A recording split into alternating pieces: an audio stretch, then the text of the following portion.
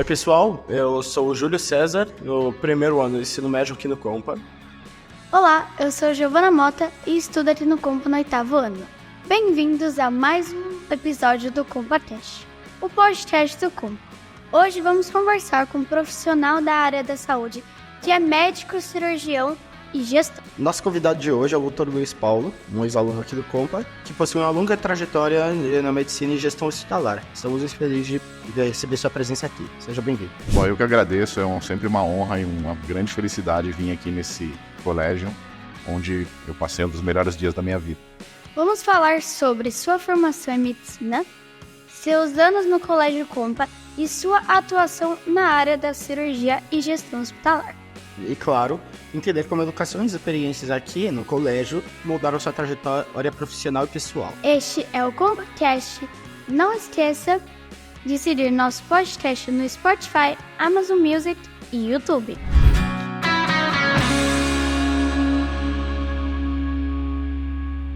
Bom, o Dr. Luiz Paulo estudou aqui no Colégio Companhia de Maria de 82 a 87 e ele se formou em Medicina pela PUC de Campinas e possui pós-graduação em Cirurgia Geral e Trauma pela Irmandade da Santa Casa de São Paulo e Gestão de Saúde pelo INSPER.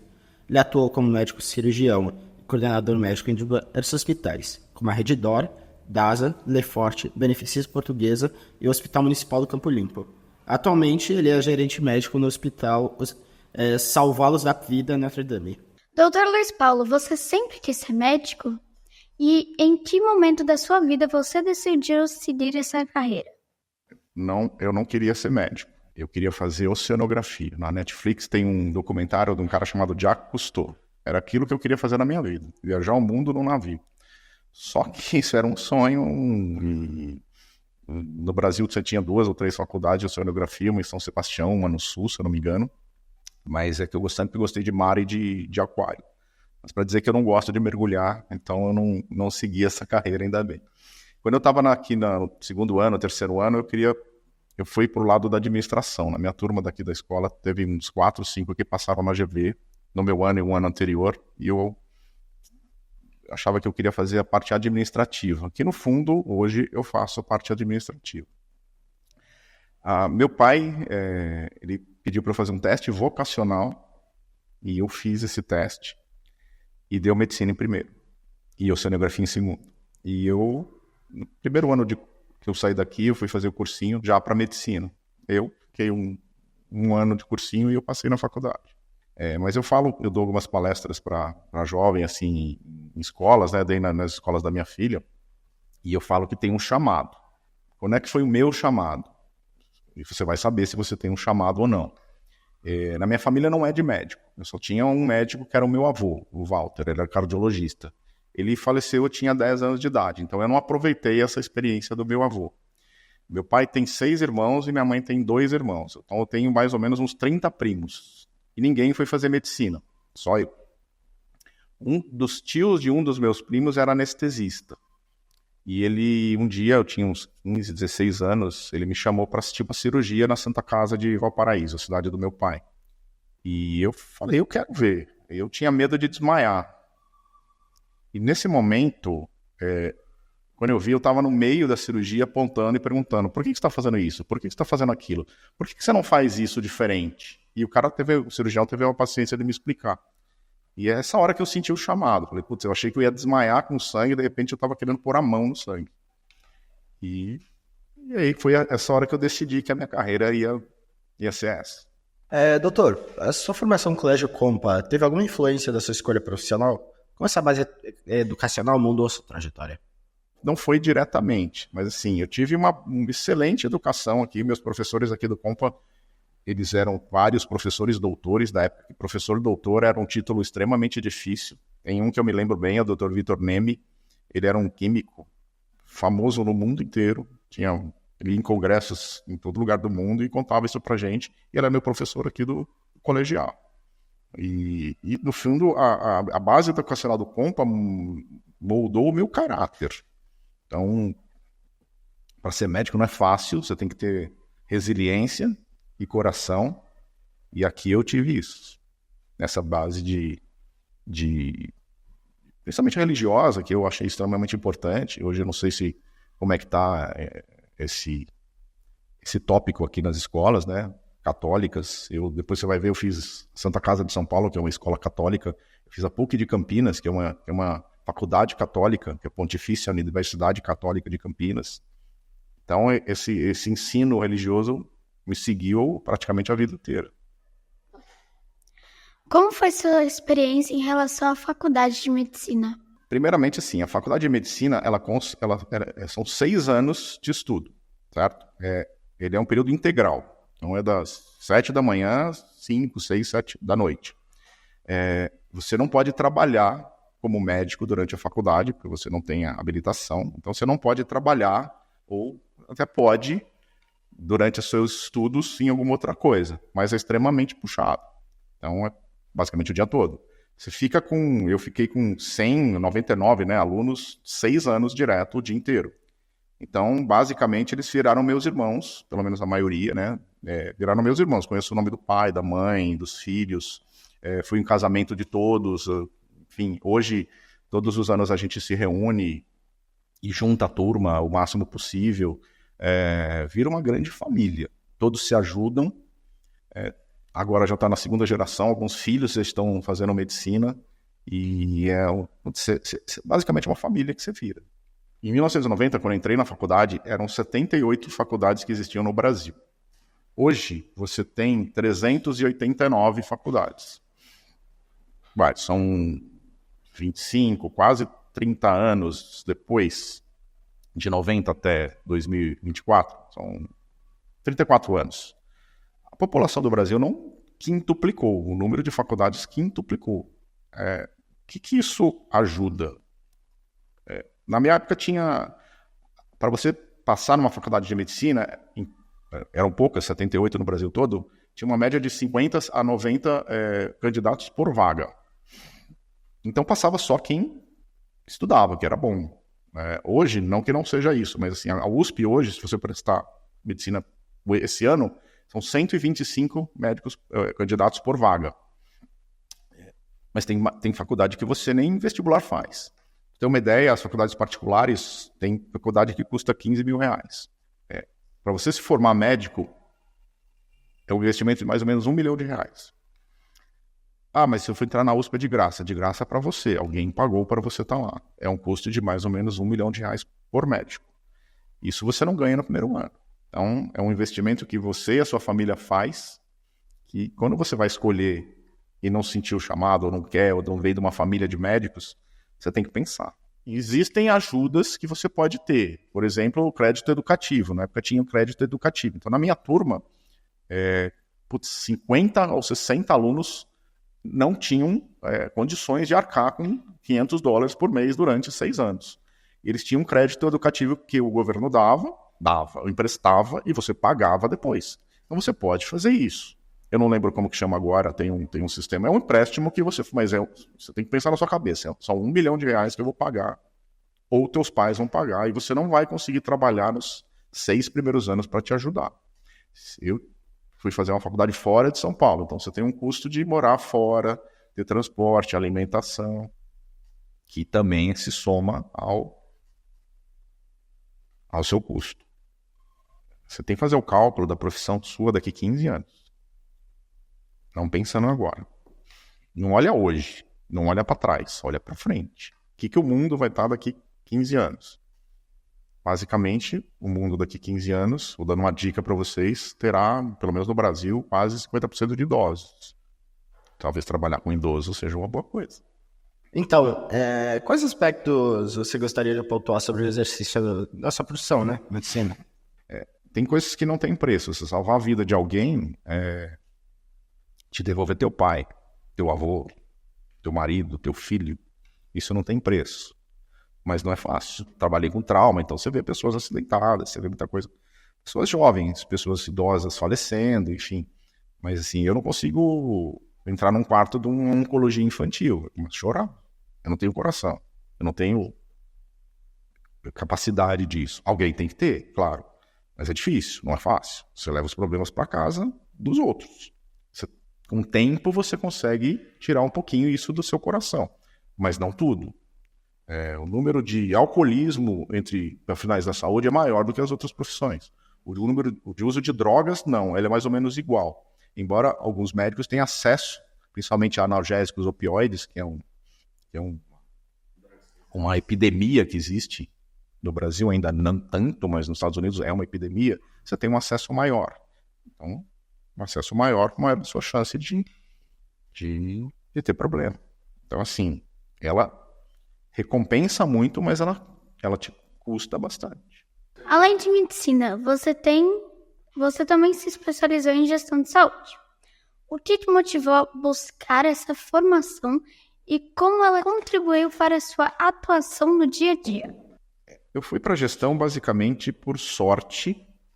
Na verdade, sorte é uma junção de capacidade com oportunidade. As coisas não caem do céu. Eu estava no lugar certo, no horário certo. O meu diretor do Hospital São Luís Morumbi precisava eu ia sair da coordenação do pronto-socorro e olhou para minha cara e falou: você tem perfil, você vai entrar no meu lugar, você está pronto? Eu falei: eu nasci pronto. Mas beleza. E aí eu fui me especializando nisso. Então saí de um plantonista que estava na ponta para um coordenador de equipe, para gerente médico, para diretor de hospital e assim vai.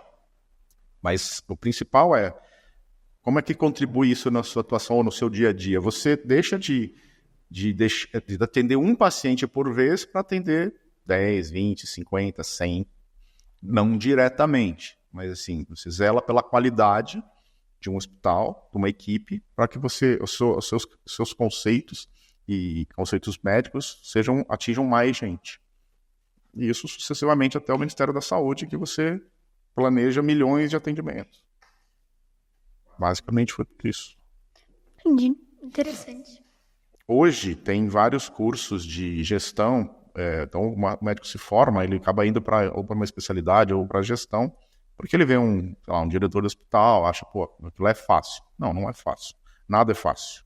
Nada na tua vida é fácil. Certo? Já põe isso na cabeça. Depende de muito estudo, muito dedicação.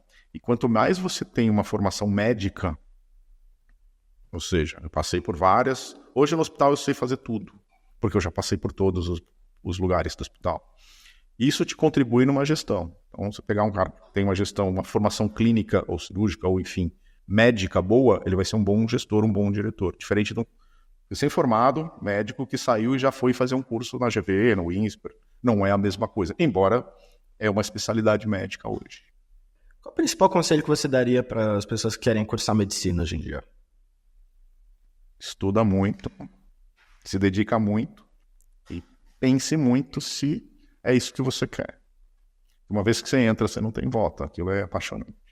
Noites dormidas, não dormidas, milhares de noites não dormidas. Mas a medicina é isso. Você não fecha com o hospital 7 da noite, abre 7 da manhã. As pessoas têm parto, as pessoas têm doenças, têm ansiedades, enfim. Você tem que estar disponível 24 horas. Tá tratando todo humano, né? Você tem que estar ali. Mas é extremamente recompensante. Você salvar a vida de alguém. Tirar a dor de alguém. Cara, é muito legal. Depois no final eu conto uma história recente aí, mas eu deixo pro final. Após terminar a escola, que estratégia de estudo você utilizou para entrar em medicina? A dica principal que eu tive, que deu certo para mim, que eu passo para todo mundo, é o seguinte: não existe criatividade na confecção de provas. Então você vai fazer prova de vestibular, não tem criatividade.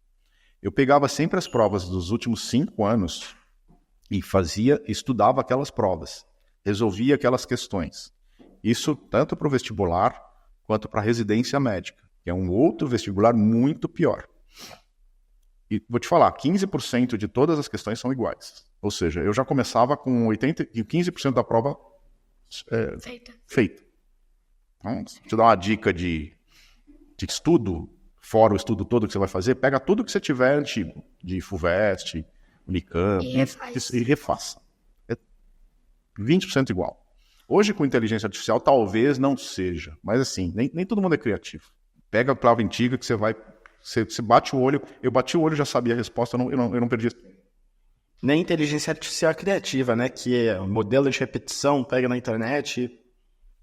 Cara, assim, eu percebi isso antes. A informação é poder. Se você souber disso antes, você é diferente do outro. Lembrando que são 100 por vaga. 100, 125 por vaga. Você está concorrendo com mais 119. Doutor, atuando em emergência, trauma, né? Especialização, traumatologia. Quais foram os desafios, as lições mais importantes que você aprendeu com isso, tanto como médico e gestor? A coisa mais difícil em gestão, ou de ser médico, coordenador, é a gestão de pessoas. A gente nunca trabalha sozinho, ninguém ganha sozinho, ninguém perde sozinho. É uma equipe grande de médicos, enfermeiras, fisioterapeutas, auxiliares de enfermagem. Todo mundo tem um papel naquele desfecho que a gente fala. Para salvar uma vida de um infartado, desde o porteiro do hospital, o cara do estacionamento, tem uma função. Vou contar uma história rápida de um paciente que entrou parado. O rapaz do estacionamento já começou a massagem cardíaca no carro, porque a gente treinou ele para isso. O meu auxiliar de enfermagem, técnico de enfermagem da emergência que levou, continuou a massagem dele na maca, pôs ele na sala de emergência. Aí cheguei eu, bonitão, depois de quase tudo já feito. No final, esse paciente saiu andando 5 dias depois, como se nada tivesse acontecido. É um trabalho em equipe. Quem salvou a vida dele? O rapaz do estacionamento. Que o tempo que você perde nisso é extremamente essencial para o seu desfecho. A gente outcome, que chama em inglês, né? Para não fritar o seu cérebro, que a gente fala, e para não queimar o seu coração. Ele teve um infarto. Mas, assim, quando chegou para mim, já tinham quase 5 minutos, 7 minutos. Porque a gente não fica na sala de emergência olhando para o teto. Agora a gente fica, né? Na minha época não tinha. Eu tinha que tomar conta da porta, da observação e da sala de emergência. Eu cheguei em 30 segundos, mas são 30 segundos que você fica sem respiração. E aí quem salvou a vida dele não fui eu, foi os outros dois, o rapaz do estacionamento e o meu enfermeiro. A gente treinou todo mundo para isso. Então a gente treina os recepcionistas, o rapaz do estacionamento que te acolhe, o primeiro acolhimento, para saber se você tem dor no peito ou numa emergência, para saber se você tem uma suspeita de AVC, para priorizar um caso que depende de tempo. Então, assim, a gestão de pessoas é a parte mais difícil, porque cada um tem uma formação, cada um tem um ego, cada um tem um problema em casa. Você não tá, todo dia você tá bem, às vezes você brigou com seu marido, com sua mulher, você tá devendo, você teve um acidente, te assaltaram, e você vai cuidar de vidas. Se você tirar aquilo da sua cabeça de um minuto, não é tão fácil. Então, o gestor, o coordenador, o chefe da equipe tem que perceber isso. Então, é difícil, mas é muito recompensador. Porque, assim, a melhor recompensa que o médico e a equipe de saúde tem é de salvar alguém, de tirar a dor de alguém, de curar alguém. Hoje a gente tem diversos caminhos que o médico pode seguir. Então, ele pode ser clínico, né, atuar na assistência direto. Ele pode ser gestor, sem ter uma participação clínica. Ele pode trabalhar na indústria farmacêutica. Ele pode ser pesquisador. Ele pode ser cientista. Ele pode trabalhar só com parte de online, né, de planejamento de telemedicina, certo?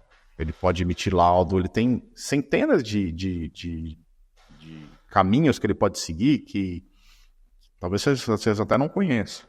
Então, como que é a formação médica depois que você vira médico? Eu fiz a residência médica na Santa Casa de São Paulo de Cirurgia. É uma outra prova absurdamente mais difícil, muito mais difícil do que você fez para passar na faculdade.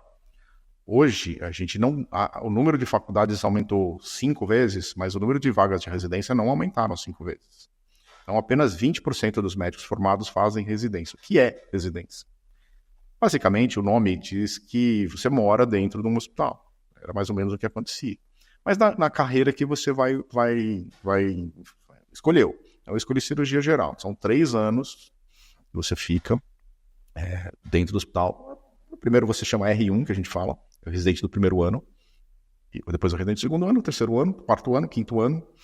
Neurocirurgia, que você se interessou, são pelo menos mais 6 anos depois da medicina. Então você trabalha, você estuda 12 anos para virar um neurocirurgião. Não é muito simples. Claro, depois que você começa a residência, você já é remunerado por isso. Mas não é remunerado de uma maneira razoável. Hoje um residente ganha 3 mil e poucos reais. Eu ganhava 1.044. Eu gastava 200 de estacionamento. O mesmo residente da Santa Casa hoje ganha acho que 3 mil alguma coisa e ele gasta 400 de estacionamento. Um médico recém-formado, é importante, se ele cair no mundo, ele já começa com um salário mais ou menos, trabalhando sem trabalhar final de semana, sem trabalhar à noite, de 20 mil reais. Só que depois de 10, 15 anos, se ele não se especializar, se ele não fizer alguma coisa melhor para a carreira, ele vai continuar com esses 20 mil reais, que não é pouco se você comparar com outras profissões.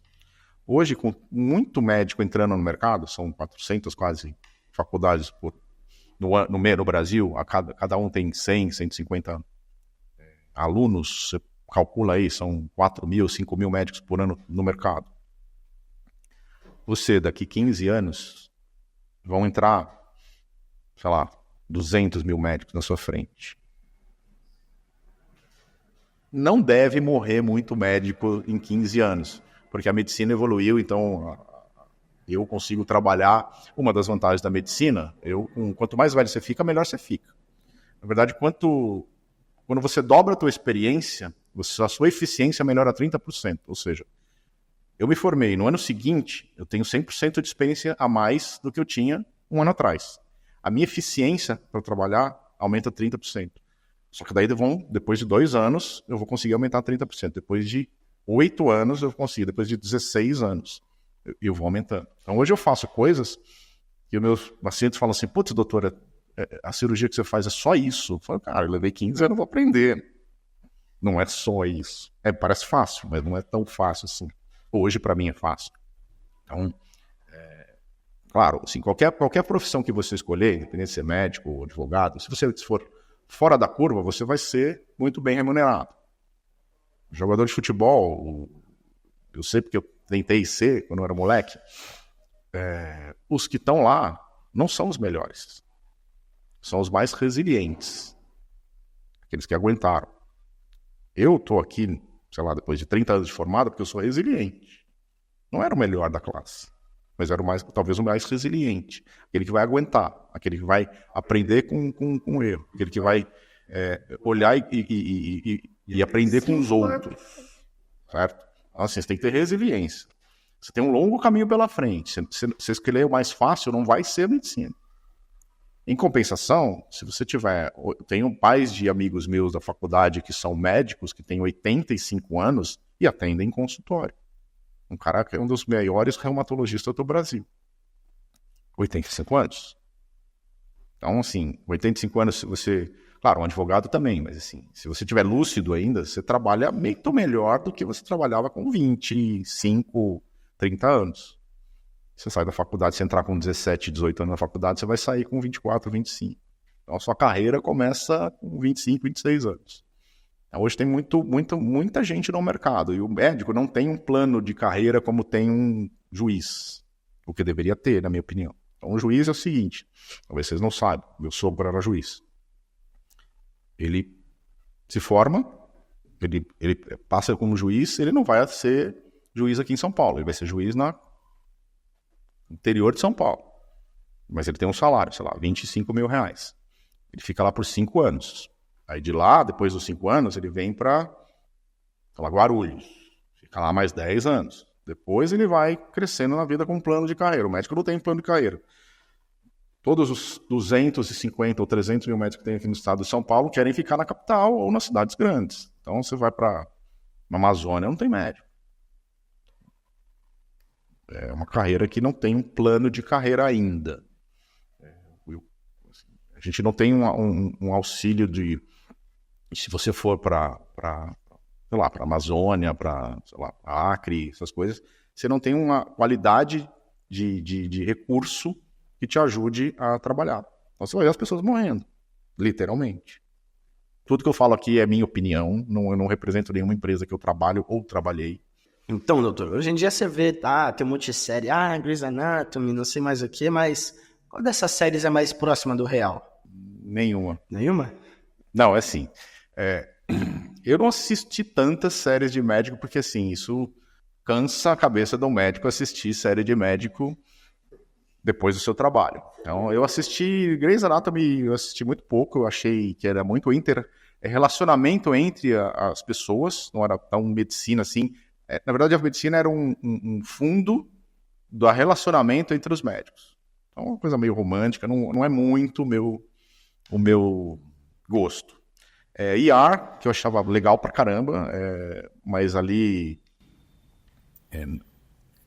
é uma coisa com atores, enfim, tem uma certa verdade, mas a vida não é assim. O cara fazia isso, vinha 5 bolsas de O negativo. Cara, isso não existe. Certo? Todo médico americano faz tudo. Eu visitei os hospitais americanos, em Boston, em Nova York, para conhecer como emergencista, fui lá conhecer. Assim, as dificuldades que eles têm são as mesmas que a gente. Claro, lá existe uma organização um pouco melhor. O custo das coisas lá não é alto, mas assim, eles têm uma qualidade de produtos que a gente não tem, ou não tinha, a gente tem hoje. Você vai no Einstein, no São Luís, tem tudo que eles têm. Mas assim, é uma coisa meio fictícia. As brasileiras eu não assisti, então elas são mais ou menos aquilo que é a gente. Eu tenho um grande amigo meu, sócio, que é do Águia, né, do SAMU, então ele chegou a dar entrevista, filmar, assim, ali é mais real. E o House é o que eu mais gosto, eu assisti todos os episódios. O que eu queria ser na minha vida era o Dr. Gregory House. Era o que eu queria ser. Porém, não existe aquilo também, certo? O cara tem uma doença que só 2 pessoas tiveram na história. Isso existe, mas assim, eu quero fazer uma ressonância, eu quero fazer uns... Cara, assim, eles romantizam... Esse diagnóstico só por 2. Isso existe. Eu conheço uma doença só pelo cheiro. Se você um dia sentir o cheiro dessa doença, você vai sempre saber o que é aquilo. Do fígado, né? Não, cetoacidose diabética. Um diabético, quando ele está descompensado, ou seja, a glicemia dele aumenta muito, diabético tipo 1, né, aquele de insulina, ele faz um negócio chamado cetoacidose. É uma acidose, que é um pH do sangue cai, e o cheiro do hálito dele é igual uma maçã apodrecida. Mas assim, é muito simples. Você sentiu aquele cheiro, você sabe que aquela doença é aquela. É muito fácil. Só que você tem que sentir o cheiro e saber aquilo. A gente entra na sala de emergência e já sabe que é uma cetoacidose. Eu peço para abrir a boca, abre a boca. E a cetoacidose, ela dá vômito, dor abdominal. A cetoacidose, certo? Ácido acético? Não. Então, é mais ou menos isso. Não é bem isso, mas assim, é uma acidose do diabético. E ela dá vômito, dor abdominal. Tem muito paciente que, se você é mal formado, você vai fazer uma cirurgia na barriga de um cara que está com diabetes. Cara, a medicina não é uma ciência exata. Não é simples. Mas ela segue um roteiro. Examina, escuta a história, conversa com o familiar, conversa com o paciente. Muitas vezes o paciente diz o que ele tem para você, de uma maneira diferente. Então você tem que escutar. Essa você sente pelo cheiro. Quando você tem um sangramento gástrico, o seu sangue é digerido, ele sai nas suas fezes, chama melena. Melena, se você sentir o cheiro, você sabe. Não, mas assim, ela é um cheiro característico. Então, se você sentiu aquele cheiro no ambiente, você sabe que às vezes ele está desmaiado. Assim. Você sabe que ele está, pelo cheiro. Tem posições que a pessoa toma, posição mesmo, que você sabe o que ela tem. O cara que tem uma apendicite já em grau avançado, ele anda de uma maneira diferente. Então você bate o olho, claro, o médico é o médico, que estudou, que se esforça, que olha, que lê, que não é filme, que tem uma boa formação. O problema da medicina hoje é a má formação. Entra muita gente, não tem formação para todo mundo, fica mal formado. Em medicina a gente não pode errar. Se eu errar, eu mato ou te alejo. Se você errar fazendo um pão, no máximo que vai acontecer, ou você ter uma diarreia ou ficar ruim. Ou você jogar fora. Eu não posso errar. Eu não tenho esse direito de errar. Então, Quanto mais mal formado você é, mais gente no mercado sem boa formação, maior o risco que as pessoas têm. Então, assim, mas isso é extremamente interessante. É um detetive. Então, você pegar o House, ele é um detetive. Ele manda os caras lá dele, os residentes dele, ir na casa do cara. Ver a tinta dele. Por que a tinta? Porque a tinta pode ter chumbo. Na Roma, os pratos eram de latão. Latão é cobre, estanho, zinco. Isso dá uma doença chamada catalepsia. Catalepsia cai a sua pulsação a quase zero, cai a sua respiração a quase zero, cai a sua pressão absurdamente, só que você não está morto. Só que você parece morto. Então eles enterravam as pessoas daquele jeito. Por isso que existe o velório. O velório existe porque você esperava para ver se estava morto mesmo. O velório é uma instituição, não é à toa. Eles deixavam 1, 2 dias vendo se o cara não acordava. Tanto que na Inglaterra tinha um buraquinho no caixão que tem um sino que você tocava. Tanto que a expressão "Saved by the bell", salvo pelo gongo, é exatamente disso. Só que eles não sabiam, os encanamentos eram de cobre, eram de chumbo. Os caras se envenenavam, mas eles não sabiam disso. Pra ter uma ideia, a anestesia tem 200 anos de idade. Se quer um livro legal, chama O Físico. É um livro de uma história de um médico. Eu já li esse livro umas 20 vezes. Eu li antes de ser médico, depois no primeiro ano de faculdade, depois no terceiro ano, depois no sexto ano, depois no R2, depois de velho. Ele conta uma saga de um médico formado na Pérsia. Então, o conhecimento que eles tinham há 2.000 anos atrás. A cirurgia de catarata é feita há mais de 2.000 anos de idade. Você tirar o cristalino da pessoa é feita há mais de 2.000 anos. A anestesia tem 200 anos.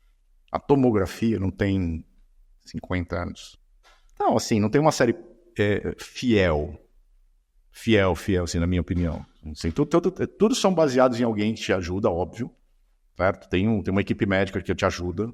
Você pega o esteto do maluco. Você sabe quando o cara pega a caneta, se ele é médico, se ele não é. Se ele põe o esteto direito, se ele não põe o esteto direito, como é que ele pega? Então, assim, tem um background muito bom. O IAR, tanto o House é absurdo, mas, assim, é o suprassumo da eficiência do cara mais inteligente que existe. Existe cara igual ele? Existe cara igual ele. Existe. São gênios. Você é um deles? Não, nem de longe. Um dia eu queria ser. A gente sabe, eu aprendo cada dia uma coisa. A gente tem uma frase, sei lá, não sei se Sócrates ou Platão, eu só sei que eu não sei. Todo dia eu aprendo isso. Eu sei que eu não sei. Todo dia eu aprendo uma coisa. Eu vou fazer 30 anos de formado, todo dia eu aprendo uma coisa diferente. E todo dia você descobre uma coisa nova. E a medicina muda pra caramba todo dia. Todo dia muda, de um ano pro outro. Tem muita inteligência artificial na medicina. Ela vai substituir o médico? Nunca, nem de longe. Só que ela vai substituir algumas especialidades. Por exemplo, radiologia não vai existir mais. Patologia, o cara que olha a lâmina para ver se é câncer, se não é, hoje é feito por uma pessoa, não vai existir mais. Radiologia não vai. Um raio-x, uma tomografia, que hoje é visto por um ser humano, com a inteligência artificial você consegue fazer o mesmo trabalho em muito menos tempo e muito mais barato. Então, essas especialidades vão deixar de existir. Assim como a máquina de escrever deixou de existir, esses caras vão para outro lado. Em termos da gestão hospitalar, quais mudanças você acredita que poderiam melhorar o sistema de saúde brasileiro? O gerenciamento do hospital está ficando muito, muito, muito eficiente, certo? Eu vou falar da iniciativa privada, que eu conheço a iniciativa pública também, trabalhei no Hospital Municipal do Campo Limpo, que é um hospital da prefeitura, e hoje existe muita parceria entre público e privado. Então, a prefeitura e o Estado terceirizam a parte médica, de enfermagem, e ficam só com as estruturas. Eles montam um hospital e eles terceirizam muita coisa. O grande problema é que é muito caro. A medicina cada vez se torna mais cara. O custo da tecnologia, o custo da inteligência artificial, o custo da segurança é muito, muito caro. A regulamentação no Brasil, ela acaba sendo muito judicializada. Então, você tem muitas doenças que não são previstas pelo rol da ANS, doenças que têm um tratamento extremamente caro, que tem drogas que custam 50 mil reais por dia, você tem que tomar. Não tem aquela que é a injeção de 17 milhões? Tem de tudo. Só que assim, alguém precisa pagar esse custo. Então, claro, cada vida vale uma vida. Só que se você tem uma droga que custa 17 milhões, você vai ter que tirar 17 milhões de alguém. Você não imprime dinheiro e faz isso. Inflação. Certo? Então, o juiz determina aquele tratamento, você tem que fazer. Só que 17 milhões vão ser tirados ou da empresa, da operadora de saúde, com o seu convênio, ou ser tirada do governo. Então, esses 17 milhões deixam de ir para vacinação, deixam de ir para pagar médico no posto de saúde, deixam de ir para o SAMU, deixam de ir para o resgate, deixam de ir para uma maioria. Então, não que não seja importante. Você balancear isso que é muito difícil. Então, assim, o custo da medicina cada vez é mais caro. Como é que você consegue pagar essa conta? Da onde você tira esse dinheiro? Pra você ter uma ideia, cada brasileiro paga R$350 para usar o SUS. Mas o SUS é de graça. Não existe nada de graça. O governo cobra de cada brasileiro R$350 por mês para manter o SUS. Esse é o orçamento dividido pelo número de pessoas do Brasil. O orçamento da saúde é tanto, divide pelo número de habitantes do país, no ano, divide por 12, você sabe quanto custa cada pessoa. Cada pessoa custa R$350. Ponto. Usando ou não. Esse recurso tem que ser usado da melhor maneira possível. Qual é a melhor maneira? Qual é o futuro da medicina e do sistema de saúde? É a prevenção. É a coisa mais básica do mundo. Certo? É você tirar a medicina de curativa para a medicina preventiva. Você evitar que o diabético... Não, diabetes é uma doença que pode ser genética. Você vai nascer com aquilo. Só que se você não tratar direito, se você não tiver insulina, você vai ficar cego, você vai perder os seus rins, mas você não vai morrer. Ou seja, você vai usar hemodiálise, você vai ter que ter um auxílio do governo para você viver. Se você não trata o esgoto, você vai ter morte de criança. Então, uma UTI é linda, mas ela é cara. Agora, o cara mais importante aqui na saúde pública é o cara da ponta ali, o médico de família. É o posto de saúde, é ali que está o segredo da coisa. Mas é o menos glamuroso. Você vai falar, pô, eu queria trabalhar como neurocirurgião na UTI de um hospital famoso.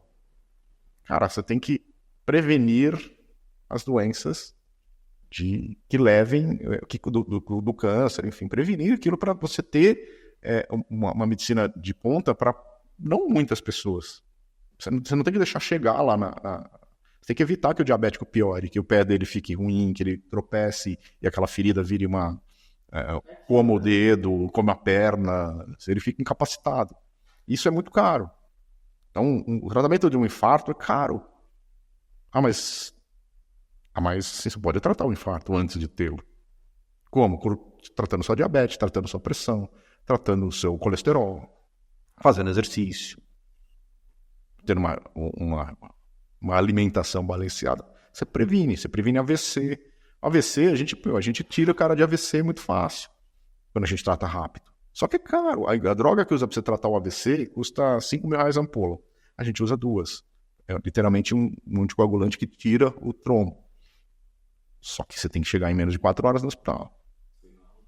Senão, não dá certo. Um cateterismo custa, sei lá, de 80 mil a 100 mil reais. Você salva o cara. A gente faz, no hospital que eu faço 20 cateterismos por dia. São vezes 100 mil, 2 milhões por dia. Mas vai ter gente que vai ter infarto? Claro que vai. Às vezes as pessoas estão vivendo mais tempo. Quanto mais tempo elas vivem, mais doentes elas ficam. Certo? Você tem muita pessoa jovem tá tendo problema, porque, enfim, tem cânceres que estão voltando, assim, não é que voltando, nunca deixaram de existir. Câncer básico, câncer de colo de útero, é uma coisa muito simples de você prevenir. É um Papa Nicolau, é muito fácil. Mas o tratamento é muito caro depois que você tem. Câncer de mama, câncer de próstata. Então a gente, o governo, as empresas privadas fazem muita campanha. Esse ano é Setembro Amarelo, é Setembro de Suicídio. Sabe quantas pessoas se suicidam no mundo por ano? 800 mil pessoas.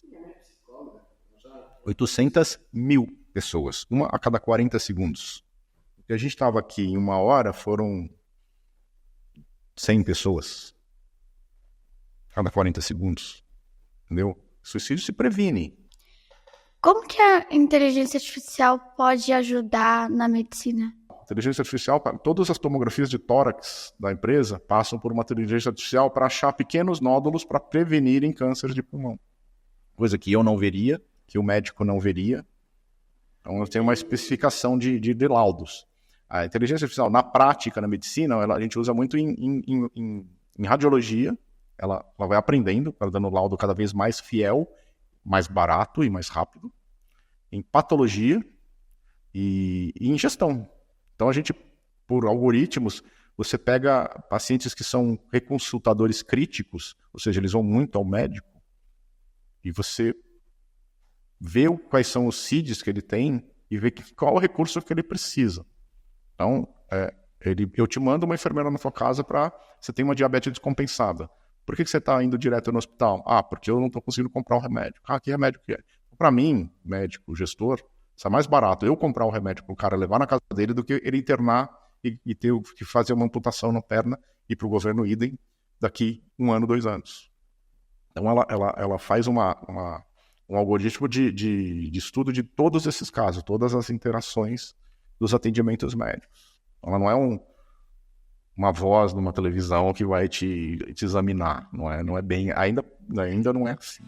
Então, doutor Luiz, é um prazer enorme ter aqui você no CompaCast, no Compa novamente, né? Depois de anos compartilhando experiências depois de se formar do seu trabalho. Muito obrigada por compartilhar sua trajetória conosco e com nossos ouvintes. E obrigado a todos que acompanharam aqui no CompaCast desse novo episódio. E não esqueçam de seguir a gente no YouTube, Amazon Music, Spotify, Instagram, entre outros. E no YouTube ative o sininho de notificações para receberem mais vídeos e outros episódios. Até a próxima!